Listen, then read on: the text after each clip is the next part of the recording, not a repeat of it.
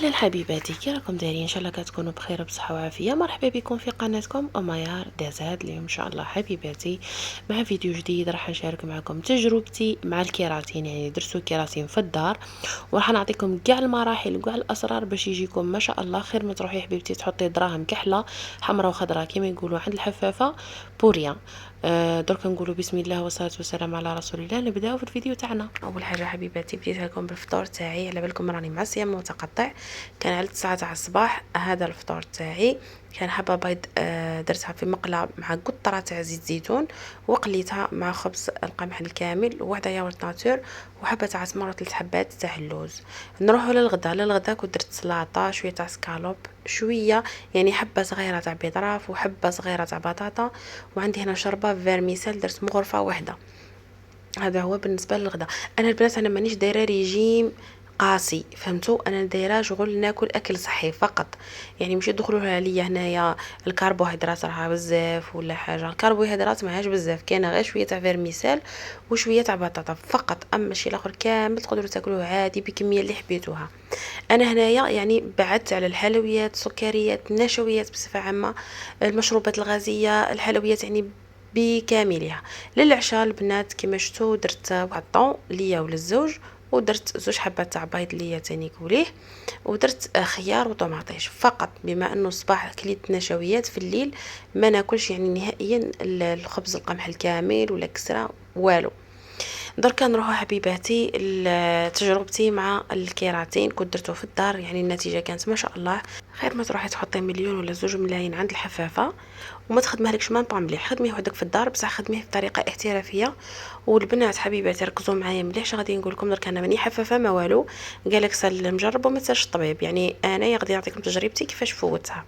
شوفوا البنات، اول حاجه كتروحي عند كوزميتيك قولوا يعطيك لا دوز تاع الكيراتين، يعني على حساب حبيبتي شعرك. كما انا هنا شعري دالي دوزه واحده باسكو شعري قصير. اول حاجه الماركه تاع الكيراتين وش هي؟ انا خدمت بيوبلكس، هي كان انواع بزاف تاع الكيراتين بصح انا جادور بيوبلكس باسكو درتها العام اللي فات وزدت هذا العام درته. العام اللي فات درتو عند الحفافه خدمته لي يعني ثاني هي ما شاء الله، وهاد المره راح نخدمه هنا في الدار وقلت زعما نجربه ونشوف الا عطاتني نتيجه مليحه راني بارطاجيها معاكم ولا ما عطاتنيش يعني ما نبارطاجيهاش معاكم. شوفوا البنات، الكيراتين يتمشى على 3 مراحل. المرحله الاولى اللي هي هذا اللي كتشوفوا فيه الشامبوان، سموه شامبوان كلاريفيون. واش الدور تاعو الشامبوان هذا اللي كتشوفوا فيه الصفر هذا ترونسبارون، هذا اللي رجعته لورا هذا واش هو الدور تاعو؟ الدور تاعو اني فتحنا المسامات تاع الشعره باش يدخل البرودوي تاع الكيراتين. دركا تدخلي للدوش تروحي تغسلي شعرك بهذا البرودوي تاع كلاريفيون، يعني الشامبوان كلاريفيون اللي رجعته لورا. هو تغسلي به الغسله الاولى عادي وتشدلي شعرك، والمره الثانيه تعاودي ديري البرودوي، يعني تعاودي تغسلي شعرك بالشامبوان كلاريفيون المره الثانيه وتخليه في شعرك 10 دقائق. من بعد عاد تشليه تحسي شعرك نشف ولا حرش ولا كرده كاع، علاه باسكو يفتح لك المسامات تاع الشعره تاعك. من بعد حبيبتي تروحي تحكمي لا دوز هذه اللي راني نهضر عليها، الاورانج هذه هي تاع الكيراتين. هذا هو البرودوي تاع الكيراتين تشيني هذا كتشوفوا فيه قدامكم. هنايا البنات نصيحه برك اللي شعرها كولوري، يعني فيه الالوان الفاتحه كيما اللي دايره البالياج ولا دايره ليماش وكاع راح يبدل لك اللون، راح يولي فيري للاورانج، يعني ليماش تاعك راح يولوا رايحين للاورانج. تسمى انت الا كان شعرك فيه هاد الالوان يعني الفاتحه ما ننصحكش بهذا، روحي شري اللي بيض، يعني لا كولور تاع الكيراتين بيضه ماشي هذا الاورانج. نروحوا درك حبيباتي كيفاش نابليكيو الكيراتين، وراح نوريكم الكميه اللي تهزوها يعني في الشتاء، يعني اللي تكونوا ديروا بها كميه شحال. فرغت البرودوي هنايا، لبست الليغون، مهم اي قفازات تكونوا عندكم خاطر هذا البرودوي يحرك شويه في اليدين. البانسو بيان سور، وعندي السلاكه هذه مسكينه راها مهرشمه مكسره، انا هذه زعما خليتها غير للصبيغه تاع الشعر. هذه هي من الاحسن، هذيك اللي رقيقه بصح انا عندي غير هذه، معليش هذه تفي بالغرض، يعني ندير من هذه الجهه ما نديرش من هذه الجهه اللي خشينه.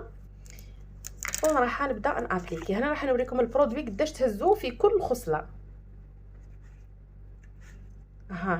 هذه هي قد هذه قد هكا تهزو في كل خصله، يعني ديري خصله تاع كركاك وبعدي 1 سنتيم على الجدره تاع شعرك، من بعد ابليكي من جذور الى الاطراف في البرودوي وقعدي تمالاكسي فيها بيدك مليح، من بعد عاد ديري سلكه رقيقه وتبداي تمشطي في الخصلات اللي درتيهم بالكيراتين. لازم حبيباتي تخلوا 1 سنتيم ولا 2 سنتيم على لاغاسين تاع الشعر، تشدي لكم القشره، يعني لو كان الكيراتين يتوشي يعني لاغاسين تاع الشعر راح يدير لكم قشره كارثه في شعركم. من بعد تخليها حبيبتي ساعه، يعني الكيراتين يقعد ساعه في شعرك، من بعد مرور ساعه تجيبي السشوار تاعك نشفيه عادي، من بعد اقسميه تاني هو بخصله رقاق وبداي ديري بروشينغ، يعني ديري بروشينغ شعرك كانك رايحه للعرس ولا معروضه، ولا مهم جبدي شعرك مليح. المرحله الاساسيه اللي هي الليسور باش نغلقوا المسامات تاع الشعره، لازم الليسور يكون سخون من 280 درجه وطلع باش يعني يغلق لك المسامات تاع الشعره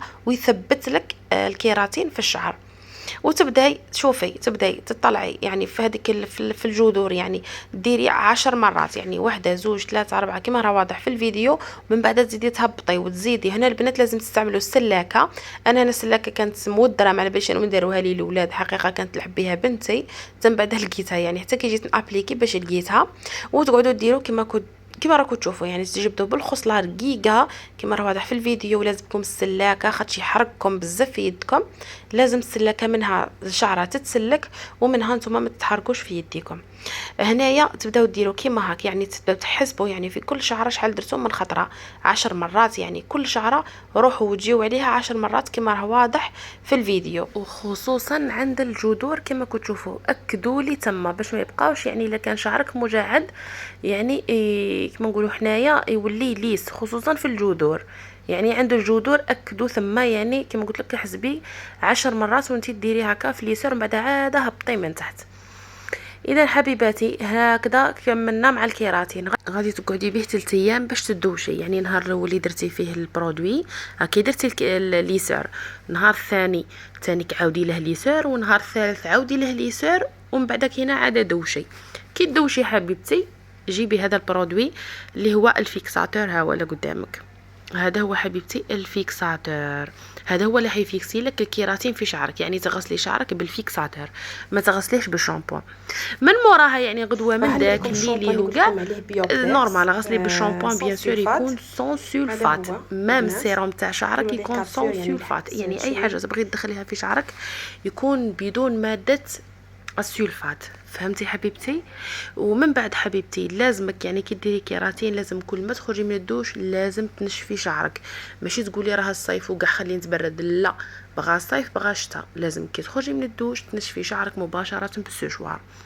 اذا حبيبتي هذه هي تجربتي مع الكيراتين، يعني عطاتني واحد النتيجه روعه. الفيكساتور علاه كتشوفوا فيه غير شويه، خاطش كنت استعملت كما قلت لكم العام اللي فات، يعني هذه لا دوز بقات لي هذا العام خدمت بها، لا دوز تاع البيوبلكس 100,000، والشامبوان كلاريفيون 10,000، والشامبوان والهذا والفيكساتور 10,000.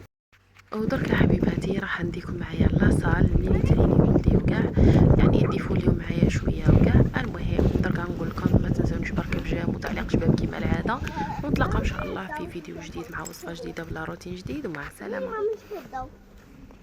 ما ديري يا عمري ونيرك في داري وانا بنيكي شكون يسالني شحال عندك محمد والدنيا قلبي ما بقاش يكرهك